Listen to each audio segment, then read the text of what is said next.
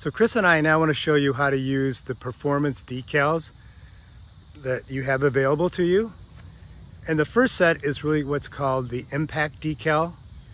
And you get a sheet of these, you get actually 5 sheets of these. And you peel these off and place them on any club face you own, from your putter to an iron to any of your woods. This particular impact label will fit very nicely on there. And what this does is it really promotes what we've always tried to do in all of our products, is give you a visual of your performance, so you get immediate feedback on how you're doing. So in this case, what you want to be able to do is to hit the ball square to the club at impact. That's the whole focus of square launcher golf, is your ability to do that so you can get greater distance and accuracy from center-faced hits. But we know that we don't always hit it on the center of the club face. And so you will be marking this impact label at the top, at the side, at the bottom, at various points. And this gives you an indication that you may be doing something wrong. And we do have a video that helps you figure out, if you're in any of those locations, what you might do with it.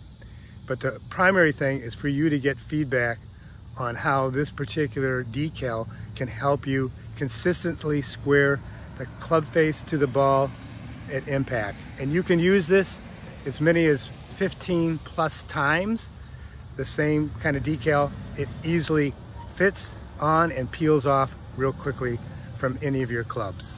So Chris and I want to show you now the problems that you may have when you're hitting shots, and where you may be hitting it outside the center of the impact label.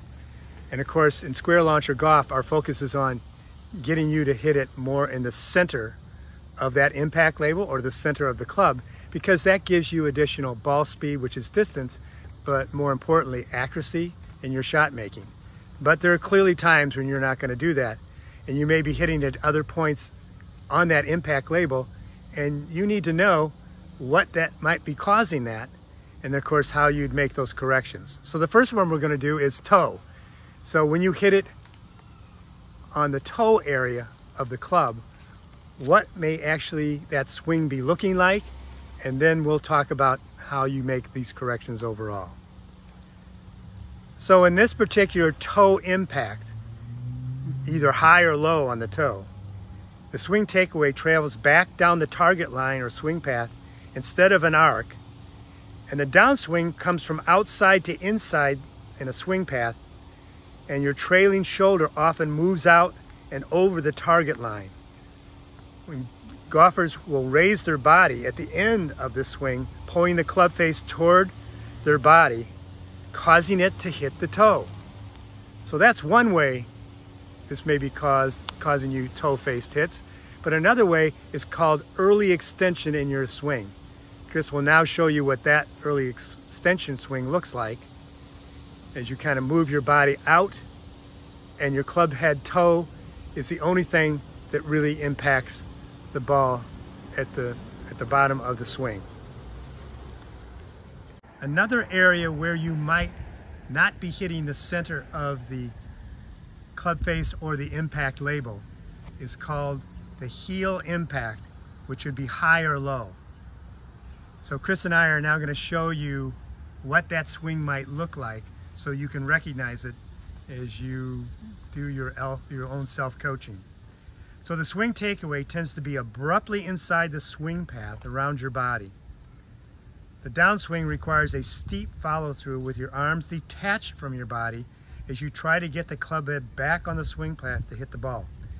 As a result, your impact is toward the top of the ball, with you rarely reaching the ground with your club.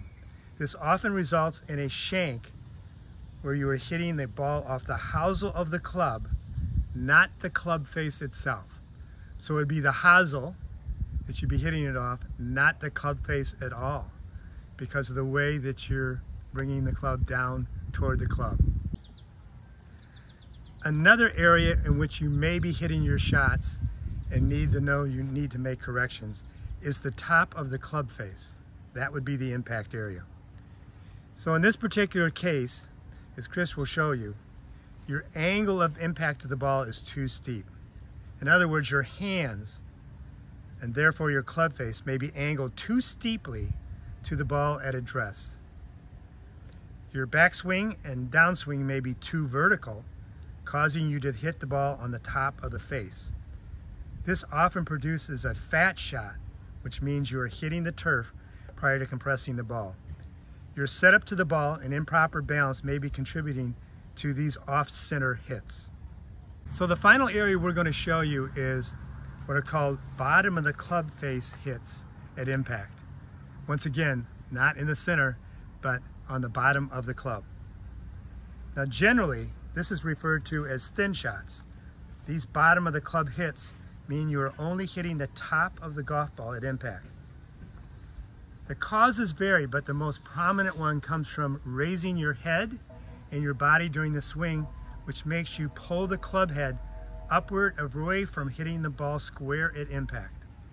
So the solution for all of these hits that you may be making on this impact label that are not in the center of the club face, those that might be at the top, those that might be at the toe, at the bottom, or at the heel, can all be resolved with something you already know.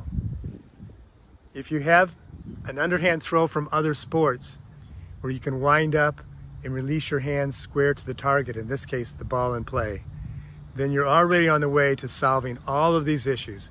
You do not need multiple drills or multiple approaches to solve those areas where you can make corrections. And it's easily done by pulling out your square launcher accelerator and using what's called the split hand throw technique. So in this case, you let the trailing hand holding the square launcher accelerator initiate the swing takeaway. This trailing hand hinges both the lead wrist and brings the arm and body into a wind up and an underhand throw position at the top of your swing. Then you initiate the downswing by throwing both hands on a direct line to the ball in play. Your shoulders, hips, and body will naturally follow, being pulled downward by gravity and centrifugal force as your hands, therefore the club, release in an underhand throw motion square to the ball at impact. In other words, a simple swinging of your hands and arms is going to resolve this, and your body automatically supports that swing as you take this split hand throw technique, and you learn to make sure that all the body parts and your swing is totally in sync with your hands and arms movement. So Chris and I want to show you now a second set of decals that you will receive if you get the performance decal package. And that is, there's 15 of these yellow decals, which you stick individually on any of your clubs. And in this case, Chris is showing you where you place it kind of center faced on the club at the very top, on the top edge, and just push it down. And this particular decal can come off anytime you want to because it's semi-permanent. But what this does, this is a club face rotation indicator. So Chris will show you that one of the key points of things that we don't want you to do when you're trying to square the club head to the ball is ever rotate your hands when you first initiate the swing or anytime during the swing. You always want to keep your hands square to the swing path. This is another way for you to look down and see, have you done that? Have you kept your hands and have you kept the club face square to the swing path? So that's what that indicator does. And like I said, you can put it on any of your clubs. The other indicator, which is on the square launcher accelerator, is the hand rotation indicator. And so Chris will put this on and show you that when you take your club back, you should be able to look back at any time and be able to see that particular hand rotation indicator if you're a right-handed golfer. If you're a left-handed golfer, you would only want to see that disappear and you would never want to actually see it. But if you're a right-handed golfer, you want to make sure you see it at all times. From the start of your swing, mid-swing, to the top of your swing, you should be able to look back and be able to see that. That will guarantee that your club faces stayed square to the swing path throughout the swing. And that's what that hand rotation indicator will do to help you stay square throughout the swing. An additional benefit of the performance decals, and particularly the one that's the club face rotation decal, is the fact that it actually shows you a swing path that you need to take on all your clubs. So in this particular case, Chris is showing a wedge that he's hitting. You can see that this swing path has his hands close to his body. It's very vertical in its takeaway, and in order to come and square and hit the ball, he just needs to follow that swing path. So he already gives you an indication of what kind of swing path you need for the underhand throw technique you need for square launch or golf. But now as he changes clubs and moves to a fairway wood, you can see the path actually changes.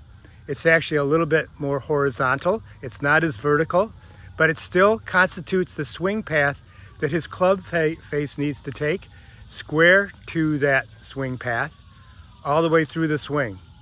And so this is another way visually you can see what you need to do with your swing, and also check and give yourself feedback. Are you doing it correctly? It's just another point of making sure you're doing this correctly in terms of keeping your hands square to the swing path throughout the entire swing.